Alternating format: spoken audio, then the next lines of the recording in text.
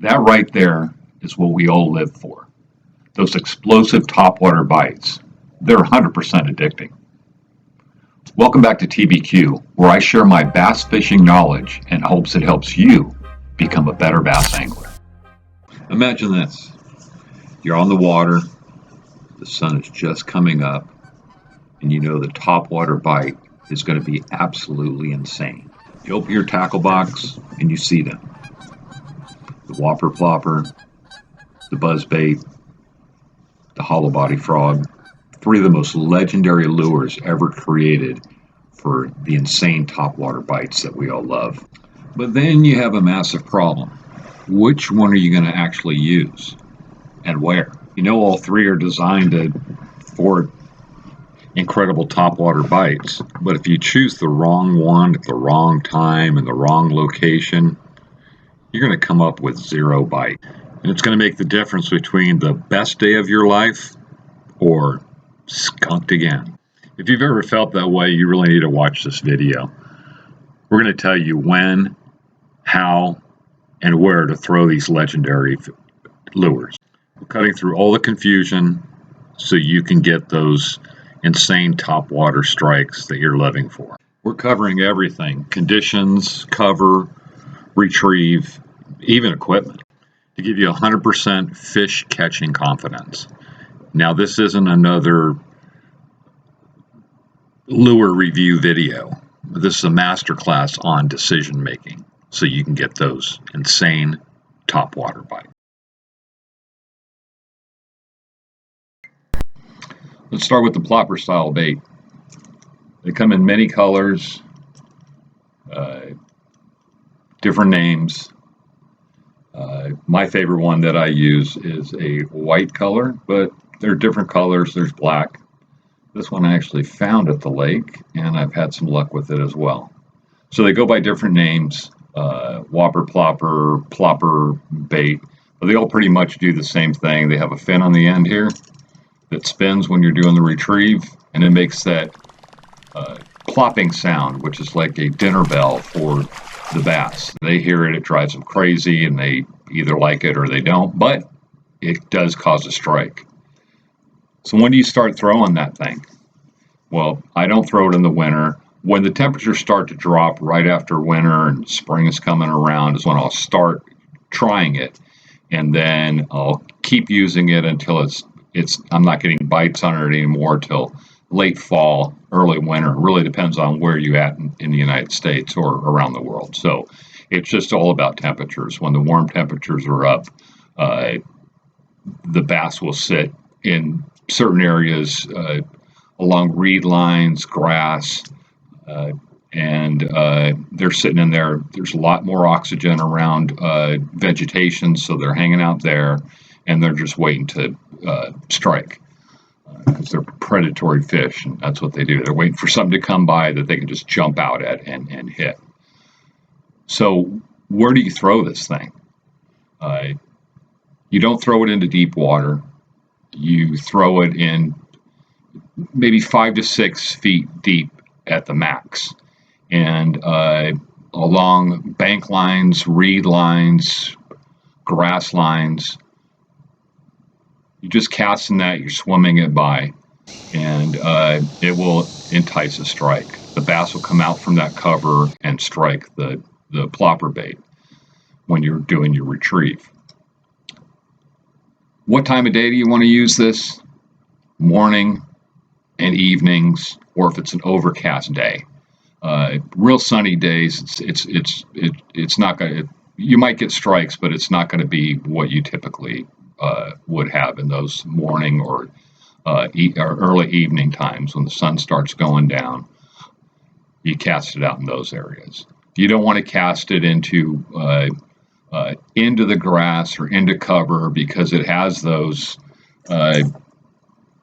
treble hooks that get caught on everything, and it's just going to mess up your retrieve. So it's open water, along reed lines, along grass lines, along banks, or even along a dam. So you retrieve it. And the good thing about it, it floats. So when you do your retrieve, I've seen anglers throw that out and they're using it like a almost like a popper, like a spook. It's not designed for that. I'm not saying that it won't catch a fish. I'm just saying that your chances. So what you really want to do is just want to cast out, do a steady retrieve, and you can slow it down. You can slow it down, speed it up, play around with your speeds. That will entice a strike as well. I've been buzzing it along and then slow it down or even stop it and then keep it going uh, and get a strike. So you see that in some of these videos that I'm using as a background. So morning, evenings, warm weather, open water, open water. You want you don't want to ruin your retrieve by casting it over into some grass. It's going to get caught up. Another thing I recommend is with those treble hooks, you're going to get a hard strike. You have those treble hooks. Carry a pair of needle nose pliers with you. Have it on your kayak, or if you're on the bank, have some with you, uh, and take the hooks out with the needle nose pliers.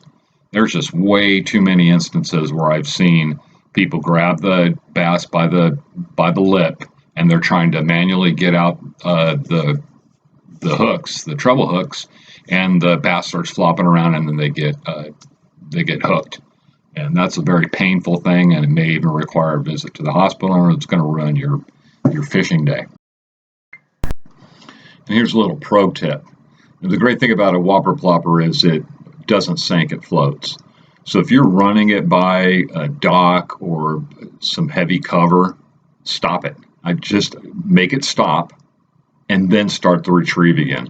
The sudden silence and then starting again really will entice a strike. So why do you want to use that over a frog or a buzzbait in certain situations? Is it's designed for open water. A frog, you don't want to popping a frog over open water along a reed line is typically not going to get you strikes. Using a popper frog, maybe buzzbait, we'll get to that. But the plopper bait is what you want to use for open water along cover lines. Once again, grass, reeds, rocks, just anything where bass could be sitting in there with cover, and then just bring it back along that line. Talk about what kind of gear you want to use. I use a medium heavy pole. It kind of prevents you from doing the jerk back and rip the lips. You get those treble hooks. It's going to be an intense strike. You're seldom going to lose a bass on a Whopper Plopper because of those treble hooks, and they're swimming toward it fast because they want to catch it. So it's pretty intense. I mean, if you've ever had a topwater bite, it comes up out of the water and it's just intense. So you don't want to have the pole that's hard, that's going to just jerk that bass. It's not needed. It's not needed. So a medium heavy. I use braided line. You can cast it farther. It floats with the plopper, which floats also. So it's ideal for that. So I use a braid, maybe 30 on a plopper, and that's my setup. Play around with everything I'm telling you is all from my experience. Play around with stuff. If what I'm telling you is not working, change it up. Try something different. Try a different color plopper. Like I said, I prefer the white. I just have a lot of success on that. If the rod length and the action on the rod is not working for you, try another one. These are just things that work for me. Next up, the buzzbait. Before the plopper was even created, this was the king of topwater commotion.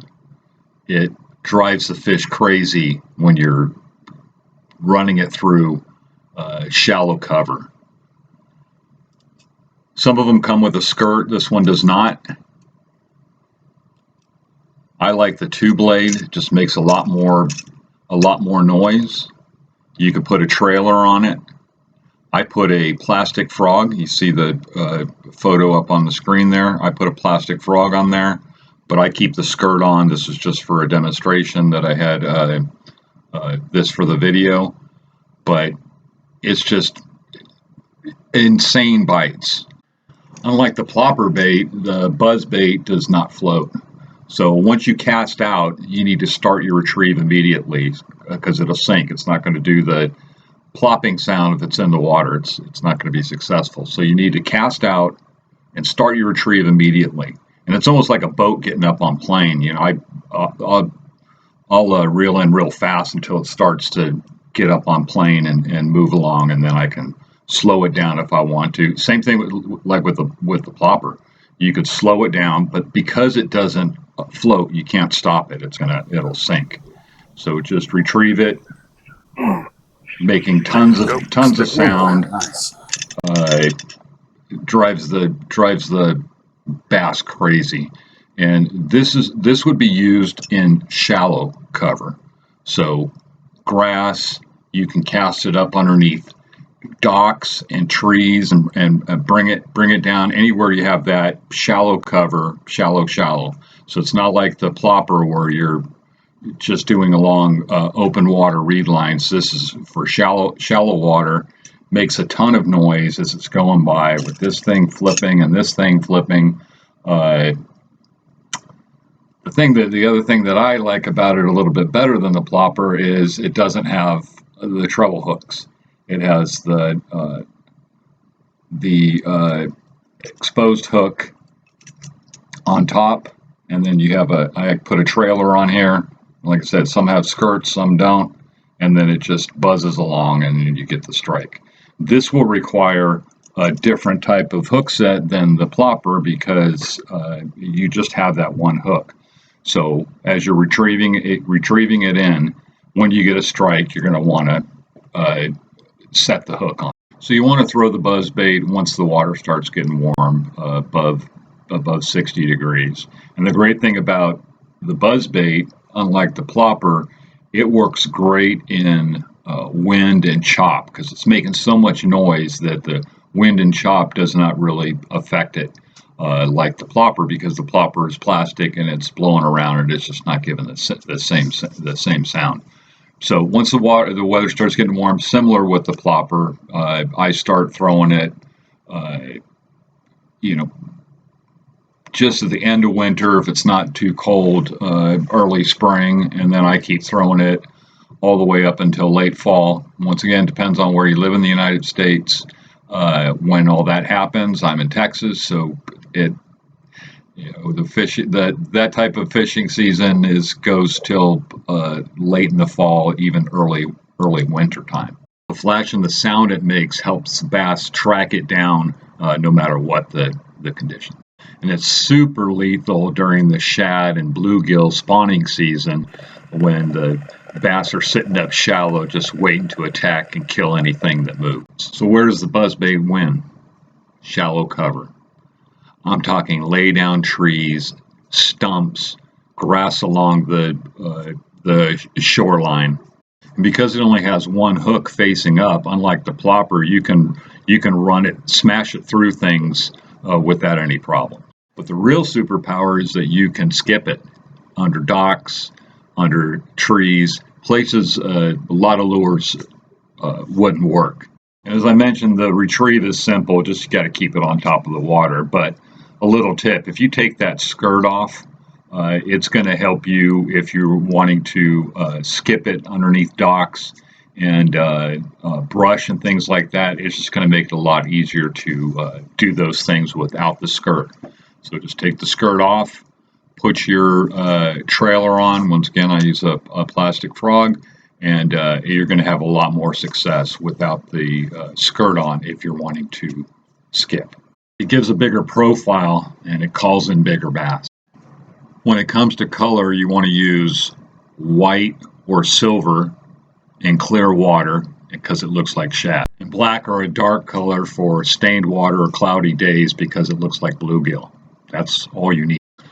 Okay, for your rod, you're really going to want to have a medium heavy because it's not like the plopper where that hook set is, with those trebles. This one you're going to want to do a hook set. So you want a medium heavy.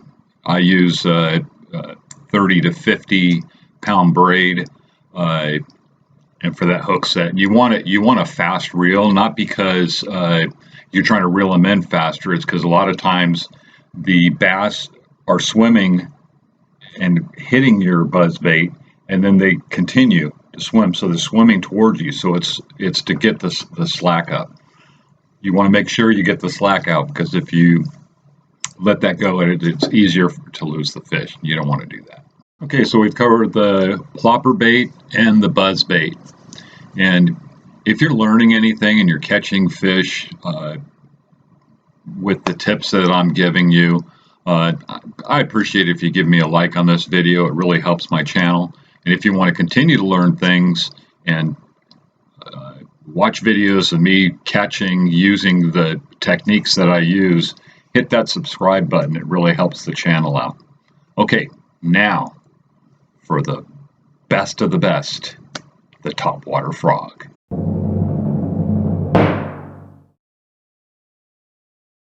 Finally, we have the hollow body frog. It is the undisputed leader in the nastiest cover you can find, where the buzzbait and the plopper just aren't going to work. It's for the thickest, the nastiest, the most impossible looking cover you can think of. And it's designed to be absolutely weedless, with the hooks sitting inside of the body here. So you can run this across grass, weeds, lily pads, you name it, this is your guy. This is a popping frog.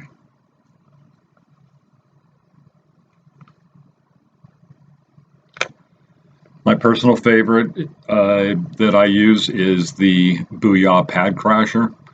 I typically do a black.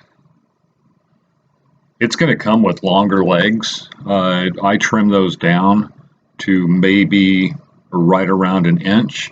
And the reason for that is when you get a strike, the bass is going to grab here, and then they're probably going to do another gulp. So a lot of times you'll feel the strike, but they're just hitting these. They're not even around the hooks yet. So I cut those down to give it a better opportunity for there to be a hook set on the first strike. So cut them down if you're using that. They're usually really long, and I just cut these down to about an inch. So the frog bite starts usually the middle of summer when it gets really, really hot out. Those bass are moving up into that cover because it's a canopy. It provides shade. They're just sitting up in there waiting for other fish to come by where they can ambush or anything on the top above them. During this time, they're not going to chase a plopper, but they will absolutely annihilate a frog above their head. The where to fish a frog is pretty simple. When you look at something and it's the gnarliest, it's just weeds and mats or lily pads, and you're like, there's no way I can catch a bass in there. That's the place you want to throw your frog. So you want to throw it over onto the mat or lily pads, and then bring it back.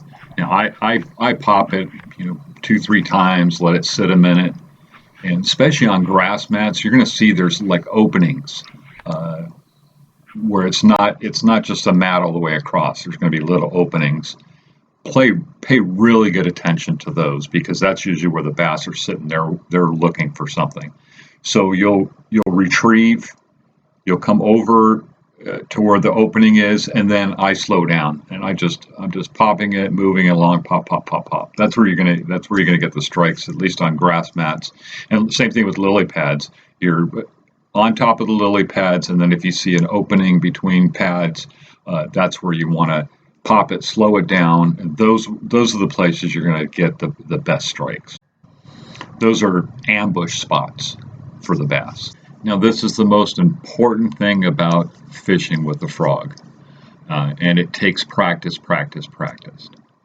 When you get a frog strike, your immediate instinct is to set the hook. With a frog, you have to slow it down, and it takes practice. I've seen a lot of people lose big fish on a frog because they immediately try to set the hook.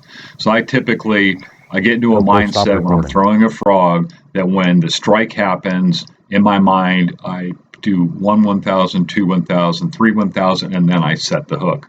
The reason for that is you want that bass. He's going to hit it.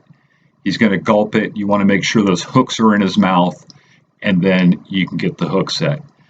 I've lost tons of bass that way when I was first starting. So it takes some practice. So just if you're switching between lures, there's different retrieves and different things you have to do. Once you pull at that frog, you really have to keep in your mind, I need to pause my hook set, pause my hook set, pause my hook set. Just keep telling yourself that, and you'll be successful. If you try to set that hook as soon as the bass hits it, let's say you're gonna lose it every time, but you're gonna lose it more times than not. You don't want to lose a big bass because a lot of times those huge ones that you're looking for, your PBs, are sitting up underneath cover, and the frog is the way to get it. Some of my biggest bass I've caught on a frog on my local lake. My PB for that local lake is on a frog, and it was a 4.5 pounder. Not gigantic. I mean, I think the biggest bass caught at that little lake was 7 pounds. But you get what I'm saying. You just have to do that pause. Have to do that pause. Bringing these bass in on a frog is not for beginners. You need a heavy rod. I use a 7.5 foot heavy, and a Shimano Corrado DC is my frog setup. And you want minimum of 50-pound braid. Some people use 65, and it's not because you're expecting to catch a 50 or 60-pound bass, which would be, of course, would be nice. It's that when that bass grabs your frog, he's taking it back down under that cover, and as you're bringing him in, you're bringing in all that grass and all this stuff. So you need a really powerful line and a powerful pole to bring that in. When you bring in typically when you bring in a bass that's been caught on a frog, it is just covered in weeds and everything. You got to pull the weeds off just to get to the bass to see what size you got. So that's the reason for that. If you try to use a less than 50, pulling it through tons of weeds, the weeds are going to weigh 3 times what the bass weighs. You're gonna lose it, and you need a strong, heavy pole to get the bass through there. So that's why you need that. It's not that the bass are going to be 50 pounds, and we love that. It's you're pulling all that junk with the bass back towards you, either on the bank or kayak or boat or however you're fishing. So now that you've learned all these things, you can stop using the wrong topwater to catch bass. You should know. And let's test it out. Let's do some scenarios. All right, scenario 1, you're at a point with rocks and some grass that's under maybe 5 feet, and it's a calm morning. Which bait would you use? It's open water. That's plopper territory, 100%. That plopping sound would literally call up bass from the deep to come strike. I said before, it's like a dinner or a breakfast bell. Time to eat. All right, scenario number 2. It's windy, the water's choppy, you got some trees that are laying down into the water. What are you going to use in that situation? That's going to be buzzbait territory. Wind and the chop are no problem for the buzzbait noise. It still works. It still attracts bass. And scenario number 3, it's a hot summer day. You're fishing along the shoreline. There is the deepest, nastiest weeds, lily pads. What is going to be your lure in that situation? And that's going to be the frog. This isn't even a competition. The buzzbait and the Whopper Plopper will have no effect in these areas. The clear leader would be the frog in those situations. So that's what you would use. So here's your final decisions on picking the perfect topwater bait for scenarios. Open water, not much cover, morning time, evening, overcast, it's going to be the plopper. Shallow water, docks with wood, choppy, windy, that's going to be your buzzbait. And grass so thick you can't even see the bottom, that's going to be your frog. By knowing the strength of these three lures, you can stop guessing and start fishing for some of the most insane topwater strikes, the most addicting way to fish for bass. Which of these lures are your favorite? Let me know in the comments right now, and tell me the biggest fish you've ever caught on a topwater bait. Thanks for watching, tight lines, and we'll see you on the water.